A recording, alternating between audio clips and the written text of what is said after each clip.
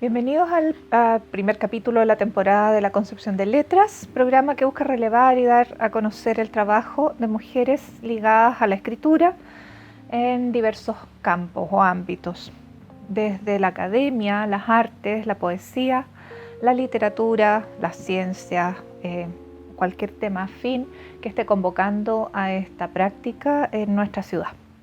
Hoy contamos con la participación de María Teresa Rodríguez Tastets, arquitecta urbanista, casada con un arquitecto, 3 hijos, con 23 años de docencia y aproximadamente 26 años investigando. Bienvenida, María Teresa. Hola, Valen, ¿cómo estás? Gracias por invitarme. Muchas gracias por aceptar la invitación. Para comenzar nuestra conversación y ligarla al tema que nos convoca, que es la escritura, me gustaría saber cómo te acercas tú a esta práctica. Esa pregunta. Mi pasado no viene desde niño, porque en mi casa hay una librería, una biblioteca maravillosa, mi papá siempre tuvo libros. Pero en rigor con la escritura fue cuando estaba estudiando arquitectura y hice mi primera investigación. Ahí fue mi primer contacto con esto de, porque en los arquitectos nuestro lenguaje iconográfico a las letras fue distinto y me gustó mucho. Especialmente me leí un libro de una francesa, de François Joa, que me encantó. Me cambió toda la perspectiva. Y ahí empecé a leer más, porque en la medida que uno lee más puede después escribir. Y en ese sentido, muy ligada a la escritura. ¿El libro se llamaba? Urbanismo, Utopía y Realidad. Es un librito viejísimo. Bello título. Sí. Ella es, todavía está viva, es de la Universidad de Sorbonne en Francia, pero ese libro ya no se edita, lamentablemente. Incluso yo lo tuve que sacar fotocopia. Ya era viejito cuando me lo tuve que leer yo. ¿Recuerdas la fecha de edición? 1970 o 68 por ahí. Bueno, época de utopías y de sueños. Absolutos. Bellísimo. Yo creo que tiene que ver un poco con el trabajo que has seguido desarrollando tú también. Respecto de eso y de la investigación o de la escritura académica particularmente, porque entiendo que tú también desarrollas la escritura en otros ámbitos, como la espiritualidad. Sí. Que no es menor, es decir, la escritura no te convoca solamente por un tema de profesión, digamos, que puede ser muy importante, pero también en términos más bien personales. Sí, porque además tiene que ver con que hay un trascender con esto. El libro es una herramienta de trascendencia y ahí entran todos los ámbitos. Entonces, en lo espiritual también. Hay un grupo ahí que me encanta mucho, sí. Muy bien, y respecto de las líneas de investigación específicamente, ¿cuáles han sido esas áreas? Mira, partí en realidad cuando el tema de la ciudad, que es el tema que siempre me ha gustado, que lo descubrí porque cuando estaba estudiando vino un alemán a la escuela y hizo diseño urbano, ahí ya me entusiasmó el tema, pero era porque al principio no estudié, yo trabajé en el gobierno y me tocó trabajar en el programa Rivera Norte.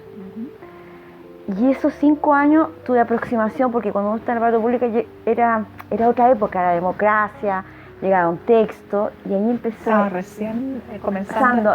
Y además nosotros nos ganamos una beca, del cual este libro es producto, y tuve una aproximación del desarrollo de la ciudad.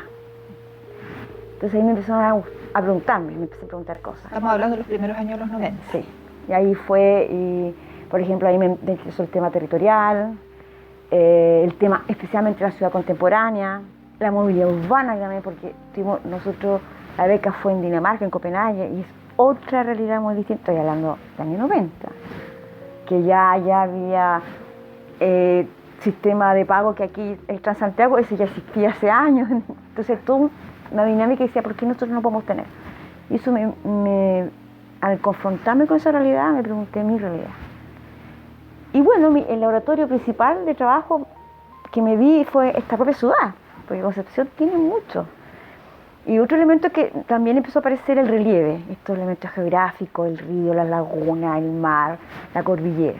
Entonces ahí fueron derivando que yo me metí en el oriente territorial, paisaje, crecimiento urbano, cómo crecer en armonía, y después vino el terremoto y con la paisajita trabajamos resiliencia urbana.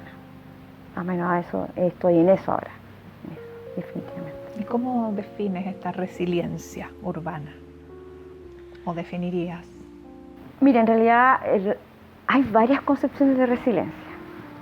Uno pensaba que, bueno, no es de resiliencia urbana porque lo coge en cierto urbanista ecólogo para incorporar al sistema, asumiendo que la ciudad es un sistema vivo. Pero la resiliencia ya existía, se aplicaba mucho en medicina, en psicología, en ingeniería. Pero en este caso, por ejemplo, para la ciudad se asume que como un sistema es la capacidad de ese sistema cambiar momentáneamente, pero después vuelve a su posición original. Es decir, hay una adaptación a este impacto o a este evento al que está sujeto, llámese natural o antrópico. La ciudad es la capacidad de cambiar, adaptarse a esta nueva situación que es puntual, pero después vuelve a su origen. Y eso es súper bueno con una paisajista neozelandesa, que le interesó el tema de mi tesis, que eran los vacíos y los espacios abiertos. Veíamos cómo se podían complementar con respecto a la resiliencia. Hicimos trabajos bien interesantes. Uno se publicó en una revista de paisaje, porque una alumna hizo un proyecto de título, y se publicó en Infra News, y después el año pasado se expusieron en Manchester los trabajos. Además es un tema, el del vacío y los espacios, que en general, no sé si es cultural, aquí me disculpan la ignorancia, pero no sé si hay una cultura urbanista en la que se trata como de eliminar todo vacío. ¿O estoy equivocada o estoy en lo correcto? Me parece interesante lo que estás diciendo, porque además es una mirada, yo comparto con eso en el sentido, pero lo vamos a precisar. Culturalmente, las ciudades latinas, especialmente chilenas, se construye el espacio privado sobre el público. Entonces el público es lo que queda. Entonces, para una ciudad que tiene, para eventos sísmicos, lo ideal es que tenga espacios abiertos, y resulta que nosotros no estamos haciendo eso, todo al contrario, estamos ocupando todo, y dejando lo que nos sobra para lo público o lo abierto. Y eso es peligroso. Por otro lado, lo ocupamos mal, porque no hay urbanista en general, lo que tenemos es mucha planificación, que es un instrumento bastante débil. Pero urbanista significa aquella persona que se dedica a construir, diseñar, pensar la ciudad. Y aplicarlo, no ordenarla, sino transformarla, encauzarla. Y bueno, el tema de la ciudad en Chile está ligado al mercado. Entonces eso también complica todo, digamos. A mí me hace mucho sentido lo que mencionas para el terremoto, porque respecto al lugar que vivo, que es cerca de la Plaza Juan Bosco, justamente cuando salí de mi departamento, lo primero que vi fue una tremenda cantidad de personas en la plaza. Era la gente que vive en los edificios cerca, que se fueron todos a la plaza. Entonces, de manera espontánea se genera esto que tú también estás mencionando. Hay un teórico que le llama la segunda ciudad, que lo que tú tenés como residuo se transforma en el protagonista, el que te mantiene. Entonces, en ese sentido, nosotros logramos, bueno, yo estoy en esa tesis, estamos apostando que en realidad Concepción, estudiando su configuración urbana, entendiendo configuración, una forma con una figura, no debería ser monocéntrica, sino policéntrica, pero interrelacionada, porque aquí hay varios núcleos, pero están todos relacionados con el centro. Podría incluso abordarse desde el sistema que tenemos intercomunal, pero con mayor independencia, por ejemplo, exacto, mayor autonomía de lugares como Chihuayante, por ejemplo. Claro, y las movilidades son clave en esto, y las movilidades todavía las tenemos más o menos. Y el acceso a servicios, o sea, estoy pensando en hospital, por ejemplo, allá no hay. Pero después del terremoto, vale, acuérdate que San Pedro empezó a aparecer la clínica, empezaron a hacer la oficina, y eso ha hecho San Pedro como que ha marcado un poquito la diferencia. Porque tenía más espacio para hacerlo. Sí, es una comuna que prometía mucho y tenía bastante espacio. ¿También más recursos? Bueno, después de la inauguración del puente Chacolén, que fue el 2000, no me acuerdo mucho, a fines de los 90, con esa infraestructura posibilitó el acercamiento del centro a la periferia. Es lo mismo que... Y eso hizo que los inmobiliarios se interesaran, porque en realidad hoy en día el discurso es un paisaje bello para vivir. Claro. ¿Y qué comuna te lo da? San Pedro, tenéis laguna y todo. Pero, pucha, malamente no ha sido orgánico eso, digamos, lamentablemente. Porque ahí nos falta, Ahora, ¿qué ventajas tiene este modelo? ¿Qué ventajas concretas tendría hacer una planificación en la que se aplicaran estas ideas? Que por una parte es súper comprensible desde la perspectiva, por ejemplo, del terremoto, del el espacio como, entre comillas, un lugar en el que espontáneamente las personas buscan sentirse protegidos. ¿Qué otros beneficios trae? Bueno, calidad de vida urbana, porque, por ejemplo, un parque que estamos muy bajos, según la OMS deberíamos tener un porcentaje de hectáreas por habitante, estamos muy bajos. Durante ese espacio que lo dejas abierto naturalmente, mientras en tiempos ordinarios es un parque. Entonces, que puede ser un parque ecológico, puede tener un centro de creación de flora, fauna, igual es un elemento vital que ayuda a que esa ciudad o ese lugar tenga buen habitar. Buen habitar tanto en términos de calidad del ambiente, calidad concreta. Porque nosotros estamos sobre unidades ambientales de alto valor ecológico. Carril Sur era un humedal importante y lo han desmermado completamente. Lenga, ahí está sobreviviendo apenas. Entonces, tenemos un entorno, tenemos los espacios abiertos naturales de mucho valor ecológico y lo estamos destruyendo. No tenemos por qué ser un gran parque. Si nadie está diciendo, hagas un parque como los de Nueva York que hicieron el Central Park, son 800 hectáreas. Y ellos crearon, nosotros lo tenemos natural, lo que pasa es que teníamos que incorporarlo a la ciudad. Yo creo que eso se puede hacer. Es muy cercano, es posible, no es imposible, es posible. ¿Estaríamos faltos de? Oh, esa pregunta, todos no lo dicen. Profe, porque mira, yo creo que hay tres dimensiones. Hay una primera dimensión que yo reclamo porque soy docente. En general, la enseñanza sobre el tema de la ciudad en la universidad es de muy mala calidad. No hay interés. No hay interés porque es complicado. Yo creo que es un poquito herencia de la dictadura que tuvimos, porque la palabra planificación a todo el mundo le arde los liberales. Todo, mira, la ciudad se tiene que tener una ruta de camino. Ordenar. O si no, seguir un objetivo, porque aquí está el social, el político, el empresario. Toda esta gente, todos queremos vivir aquí y todos queremos vivir y ponernos de acuerdo. Entonces, como es conflictivo, le quitan yo creo que es un tema que no quieren ahondar. Y en ese sentido, te encontrás que tener profesionales buen profesional, pero con muy poco recurso formativo, voy a decirlo así, para enfrentar un problema urbano. Entonces siempre se complica, que no se puede, que esto, que la esto. Y la formación se tiende a poner, lo ponen como algo cultural, no como algo que el arquitecto puede intervenir. Yo he llegado a la conclusión que incluso a lo mejor la carrera de urbanismo es distinta a la carrera de arquitectura. Paralela. Hay grupos que están planteando eso. Yo al principio me negaba, porque la ciudad se construye con arquitectura. Claro. Pero sabes que el abordaje de la arquitectura desde una mirada urbana es muy distinta desde el objeto arquitectónico. O sea, lo que yo también conozco, al menos en las escuelas, que lo hemos conversado, es que lo que se enseña principalmente es el objeto. Sí. El objeto edificio, objeto casa, objeto proyecto, encargo, pero no necesariamente su vinculación con la ciudad. Porque además ese edificio va a ser la fachada de esa ciudad. Es decir, si te equivocas, parte. Entonces ese tema es complicado. Esa es una dimensión. La otra, como es, ahí tenemos bajos profesionales, hablando del recurso humano para trabajar. Por otra parte, a nivel de país, no hay educación cívica. La gente no tiene conocimiento de qué es una ciudad. Un poco a eso apuntaba mi pregunta delante de estos espacios para la resiliencia. También puede ser espacio educativo. Sí. Que exactamente, es un espacio en el que tú aprendes a convivir con el otro. Un lugar de encuentro. Un lugar de encuentro y de confianza. La propuesta que hicimos nosotros es hacer un gran parque y le diseñamos elementos de equipamiento que cambiaban de acuerdo al momento. Eran refugios cuando el terremoto, pero cuando no en un momento normal era usarse para otros elementos, para otras cosas. Claro, es el espacio público. A ver, el espacio social es el espacio público. Y eso se ha olvidado.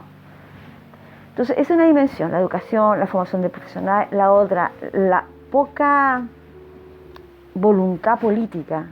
Porque además, está el ciudadano que se excluye. porque no se siente parte de esto, porque la decisión viene de Santiago. Tenemos una administración de un país centralizado, entonces tu opinión queda olvidado, entonces no se siente parte de eso. Y un político que no sé, los alcaldes, la ciudad es un elemento económico, es el desarrollo económico, y todavía no se me dan el cachofazo. Lo que estoy diciendo yo, lo conocí hace 26 años. Ahora que estamos reciclando, esto de separar las comidas, yo lo vi hace 26 años. Vamos, nos creemos tan avanzados, en ese tema me temo que no. Continuamos con el segundo bloque de nuestro primer programa, La Concepción de Letras, destinado a poner sobre relieve el ejercicio o práctica profesional de mujeres de Concepción respecto de la escritura. Hoy nos acompaña María Teresa Rodríguez Tastets, arquitecta urbanista, y nos estaba contando cuáles eran sus líneas de investigación, y me gustaría que pudieras explayarte respecto de los textos que trajiste, en los cuales hay artículos tuyos. ¿Cuál fue el primero? ¿Cómo fue guiándose este trabajo académico? Ya, linda pregunta. Mira, este libro le tengo mucho cariño, es del año 90. Se llama Vivienda, Planificación y Medio Ambiente en Dinamarca, la visión de 10 jóvenes profesionales chilenos. Esto cuando nosotros nos ganamos una beca en Copenhague, gracias a Miguel Launer, el gran arquitecto. Y parte del ejercicio de la formación, ahí conocí planificación, diseño urbano, medio ambiente, conocí al arquitecto que hizo el Finger Plan, que es muy famoso, que es una planificación de la ciudad a través del landscape o el trabajo del paisaje. Bueno, ahí viene esto, y me tocó a mí escribir un artículo, pero la sufrí, porque esto era mi primera experiencia de plasmar, y bueno, yo soy bastante intuitiva, entonces traté de objetivizar esas imágenes mías, ese discurso, porque la letra igual es objetivizar y que el otro me entienda lo que quiero decir. Pero fue maravilloso, en realidad. Ahí descubrí que me gustaban las letras, primera. Bueno, pero aquí, y ahí empecé a captar que el tema de la ciudad, lo común, el espacio comunitario, todas esas cosas, era un tema que a mí me apasionaba. Así que fue... ¿Y quizá era un tema pendiente para nosotros como ciudad? Sí, y bueno, y la carrera, porque, mira, también tiene que ver que yo dije, arquitecto en miles. Claro. Estoy casada con un arquitecto. Todo lo resuelven los arquitectos. Y dije, y Chile necesita ciudades más amigables. Y ese fue también un bichito por ese lado. Y trabajar con la gente. Ahí, porque parte de este libro y lo que está plasmado aquí era que teníamos que nosotros llevar desde aquí un lugar para trabajo. Nosotros trabajamos en Lautaro, en Valle Longuén, una población muy pobre. Trabajamos con unas mujeres, armamos un taller que se llamaba El Estero Verde. Y fue mi primer diseño participativo que hice. Ellos lo hicieron, yo no hice nada, yo les dibujaba como querían, pero y les enseñé, ellos lo llevaban a la municipalidad, entregaron su plan y todo, fue maravilloso. Esa fue mi primera experiencia y me marcó, en realidad, escribir, me di cuenta que me gustaba, pero pucha que la sufría, te puedo decir. Después aquí, el que les traje que editamos, bueno, esto antes de que yo dejara la Universidad de Concepción, con un gran amigo, porque con mi doctorado yo tomé el Concepción. Y esta imagen que ven aquí es parte de mi trabajo de tesis doctoral, en términos de que fue el primer levantamiento fino del área metropolitana. Y apareció el Concepción Metropolitana, junto con un geógrafo de la Católica. Le tengo cariño a este trabajo. Fue un capítulo de libro que tiene que ver con los vacíos. Y meter la palabra, porque yo y mis palabras inventé una palabra, vacío metropolitano, y es un tema que he ido... Mi profesor decía, María Teresa, demuestra qué quiere decir con vacío, porque está el vacío urbano, que todo el mundo conoce, que es el Terrambagué, Ignacio Solá Morales lo dijo, pero vacío metropolitano, ¿qué quería decir? Y en el fondo aquí comienzo a como meter el tema. Entonces tengo harto cariño a este artículo. Y los otros están, las revistas no las tengo, se publicó otro artículo que tiene que ver, una derivada de pero este fue antes del terremoto y este otro fue del terremoto. Entonces hicimos un estudio del comportamiento de la gente después del terremoto. ¿Qué hizo? ¿Qué lugares ocupó? Hicimos una encuesta a toda la metropolitana y eso lo publicamos en una revista de la Universidad Javeriana en Colombia. Y con la paisajista publicamos la Journal Design, que es de inglesa, sobre cómo la estructura del espacio público es parte de la resiliencia, cómo hacer que este espacio público sea resiliente, como el comportamiento. Y esos temas me gustan. Pensando en que nuestra audiencia son personas que no están necesariamente, exacto, al día. El Terran Bagué, ¿lo podrás a lo mejor desarrollar brevemente para que no quede como dando bote como concepto? Terran Bagué, lo acuñó Ignacio Solá Morales, habla de terrenos vacuos, pero son terrenos que han perdido, él les llama, son aquellas piezas en el mundo de la ciudad que se transforma en un consumo. Yo traje un libro que a mí lo llamó muy interesante, lo escribe un economista que hace su tesis en la ciudad y llama Urban Zapping. Y tiene que ver con Terran Bagué. Dice ciudad, producto y marca. Lo interesante de este libro, que a mí me encantó, pone la ciudad como un objeto de consumo. Y en ese sentido, el Terran Bagué habla de aquellos suelos que dejan de ser atractivos para el mercado y quedan vacuos. ¿Son como residuales? Sí, hay unos que le llaman intersticios, otros que le llaman vacuos. Hay otros más, porque el que yo abordo espacios libres no son Terran Bagué, porque el Terran Bagué es un terreno que está inserto en la trama de la ciudad. Por ejemplo, podría ser un edificio que se cayó para el terremoto y ahí está vacío. Exactamente. Eso es que no está obsoleto. Generalmente sucede en ciertas periferias, en los centros cuando son abandonados. Exacto, cerca de Carrera, por ejemplo, con Salas hay varios, hay incluso edificios cuya estructura está intacta pero están vacíos y ocupan un cuarto manzana. Hay una tesis muy bonita de una brasileña que se llama Vacíos Urbanos, Perspectiva y Pensamientos Contemporáneos, así se llama. Y hace un análisis de eso. Y de ahí dice Terran Bagué, a eso se llama, Terran Bagué. Son aquellos sitios que dejan de ser atractivos por el inmobiliario en el fondo. Entonces ahí quedan vacuos. Y lo malo de eso es que la ciudad pierde mucho con eso. Y lo que le ha pasado al centro de Concepción, que a cierta hora está vacío. Y es peligroso. Claro, porque en la medida que tú tienes control del espacio público, hay más seguridad. Claro. La segregación es nefasta. Y tenemos un modelo de crecimiento, un instrumental de ordenamiento que fomenta la segregación. Y yo no sé por qué no lo cambian. Yo a un alumno le digo, ¿por qué no hacemos una investigación de eso? Pero es que no te lo enseñan, él no le ve es difícil el impacto.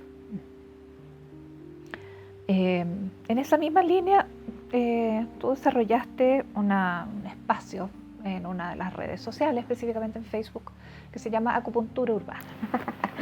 Qué idea, vale. Me gustaría que se refiera a cómo surgió la idea y cuál es el objetivo de este espacio.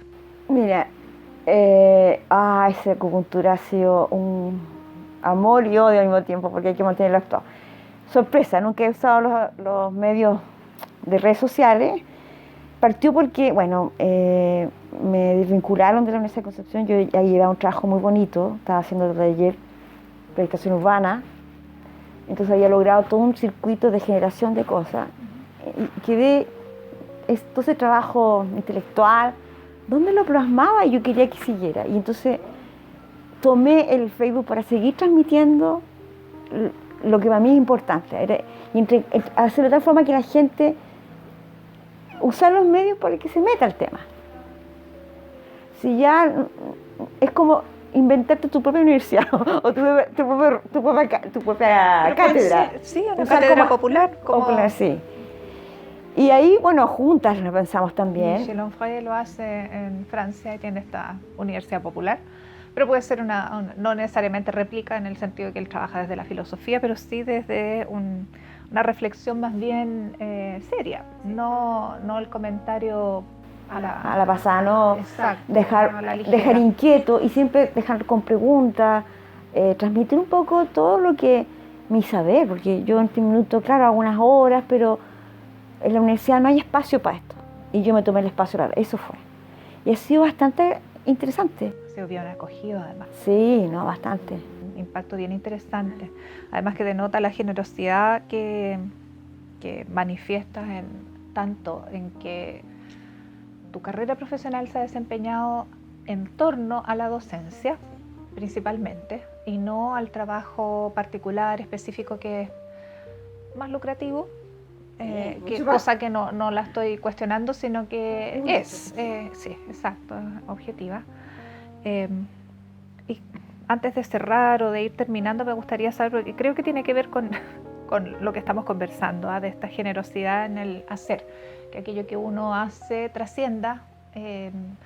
El formato impreso en el libro está claro que es lo que está marcando y ha marcado desde hace, ¿cuánto? 5.000 años en Oriente y unos, no sé, 2.000 o 1.500 años en Occidente, nuestra tradición, nuestra cultura. Pero, ¿cuál es la influencia familiar o parental específicamente que tú puedas relevar? Mencionaste al inicio que en tu casa familiar había una biblioteca muy grande y siempre tenías acceso a libros. Tu mamá es educadora de párvulos y tu padre es pediatra. Tienes una familia o provienes de una familia numerosa, eran 8 hermanos. Entonces esto esta cualidad que yo estoy relevando de la generosidad en el saber no me extraña viniendo de ese contexto, pero no sé cuál es tu percepción, si lo has pensado. Sí, porque mira, a mi papá le gustaba el arte, mucho. Los médicos dijeron, mi papá tenía colecciones de novelas rusas, me acuerdo que cuando el golpe todo guardado arriba, y tenía una colección de los grandes museos.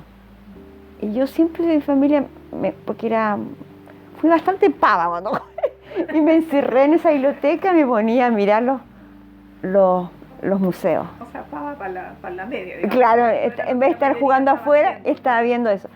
Y me gustan los libros, me gustan. Y si tú vas a mi casa, y me casé con un hombre que también le gustan los libros, y yo viajando entramos a todas las librerías. Incluso aquí encuentro precioso este ambiente, encuentro fantástico. No, me encantan los libros. He estado rodeado. Ahora, ¿te puedo decir algo? Cuando joven leí muy poco. Cuando fui adolescente leí nada. Pero, ¿sabes qué? Cuando me titulé, porque en la carrera de arquitectura, los profesores, el ramo principal que es taller, no te inducen a leer. Yo leí gracias a mis compañeros. Hicimos un grupo que leíamos. Y ya fue una época bien rica en eso. Y después seguí leyendo. En los 80. Sí, en los 80. Justamente. Y formé parte del primer centro de alumnos de la carrera. Entonces, yo tengo un sentido social muy marcado. Y eso hace que también entre en el mundo urbano. Porque mi papá, vengo de un contexto en que el otro es importante. Mi papá siempre católico, ayudaba a todos los profesionales católicos. Vengo de un ambiente así. Y después lo seguí haciendo.